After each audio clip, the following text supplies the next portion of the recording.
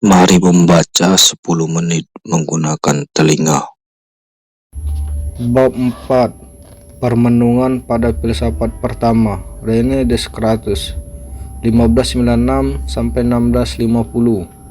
Bayangkan bahwa Anda dididik oleh para Jesuit galak yang seakan tidak hanya tahu segala sesuatu secara absolut, tetapi juga memiliki otoritas ilahi.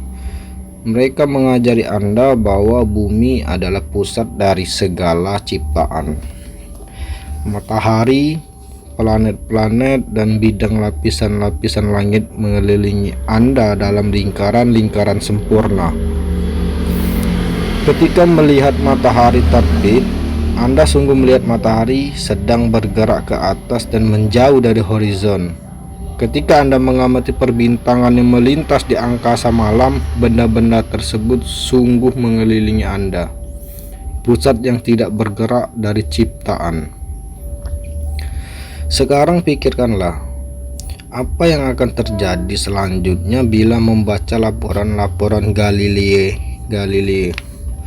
yang menemukan bahwa benda-benda di langit bukanlah bidang yang sempurna, bulat dan tidak rata. Orbitnya tidak berbentuk lingkaran sempurna, dan bumi hanyalah sebuah planet seperti yang lain di dalam orbit yang mengelilingi matahari. Mata Anda menipu Anda setiap kali Anda melihat matahari terbit, setiap kali melihat bintang-bintang yang kelihatannya bergerak. Dapatkah Anda lebih membayangkan apa yang akan terjadi ketika Anda mengetahui bahwa segala sesuatu yang Anda pikir dan apa yang Anda ketahui selama ini sebenarnya salah? Nah, jika demikian, Anda memiliki motivasi seperti Descartes ketika menulis permenungannya atau meditation. Buku tersebut barangkali merupakan buku yang paling penting pada periode modern. Banyak pemikir mengatakan bahwa filsafat modern dimulai dengan dipublikasikannya buku tersebut.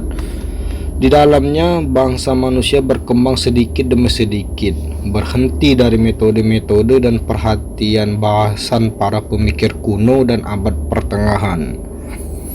Descartes melihat bahwa bangunan pengetahuan manusia diguncang oleh pengetahuan baru tentang astronomi. Tujuan Descartes bukan dalam buku meditation adalah untuk melihat bahwa kesalahan-kesalahan yang terjadi pada masa lampau tidak akan pernah terjadi lagi. Metode Descartes.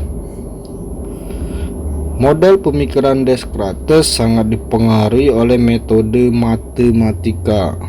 Descartes adalah seorang matematikawan yang luar biasa jenius.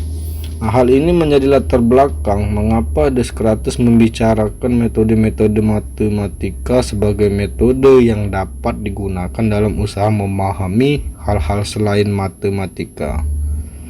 Di dalam buku Discourse of Method, Descartes merancang langkah-langkah berpikir formal yang tepat. Dalam buku itu tampak adanya gaung langkah-langkah pembuktian matematis. Descartes menuliskan 4 aturan arah berpikir. Pertama, tidak menerima sesuatu sebagai kebenaran jika tidak menyajikan kepada pikiran suatu kejelasan yang tidak dapat diragukan. Kedua, merinci suatu permasalahan ke dalam permasalahan-permasalahan yang lebih kecil dan detail. 3. Memulai pemikirannya dengan hal yang paling sederhana dan mudah untuk dimengerti. Kemudian membangun penalaran menurut tingkat permasalahan dari yang sederhana ke arah yang lebih luas dan lebih kompleks. 4. Melihat kembali rangkaian berpikir sebelumnya untuk memastikan bahwa tidak ada yang dihilangkan.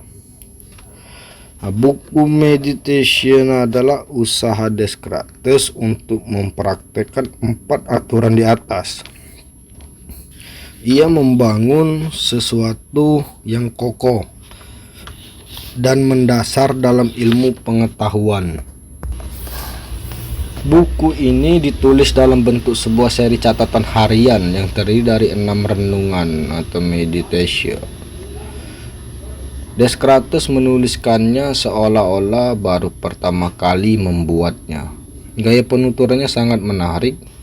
Ketika Descartes merasa ragu-ragu apakah ia sungguh tahu tentang sesuatu, pembaca pun diantar untuk mengalami hal yang sama. Jika Anda dengan antusias mencermati buku itu, Meditation merupakan buku pegangan yang layak dibaca berulang-ulang. Buku ini dimulai dengan sebuah bentuk persetujuan yang jelas terhadap aturan pertama. Tidak menerima sesuatu sebagai kebenaran jika tidak menyajikan kepada pikiran suatu kejelasan yang tidak dapat diragukan. Di sini Descartes tidak sekadar berbicara tentang kesangsiannya yang masuk akal. Taruhannya begitu tinggi karena tujuannya adalah untuk menemukan suatu kepastian absolut, sebuah dasar untuk membangun sebuah sistem ilmu pengetahuan secara keseluruhan. Segala alasan keraguan tidak masalah, seberapapun bobotnya akan membuat keyakinan patut dicurigai. Metode yang digunakan Descartes kemudian dikenal sebagai metode keraguan atau kesangsian metodis. Jika sebuah keyakinan hendak lolos dari tes Descartes, keyakinan tersebut haruslah melampaui segala bentuk bayang-bayang keraguan. Mengubah keyakinan-keyakinan individual merupakan tugas kontinu atau tanpa akhir Descartes mengambil sikap itu untuk menemukan kepastian dengan cara meragukan segala bentuk keyakinan yang ada.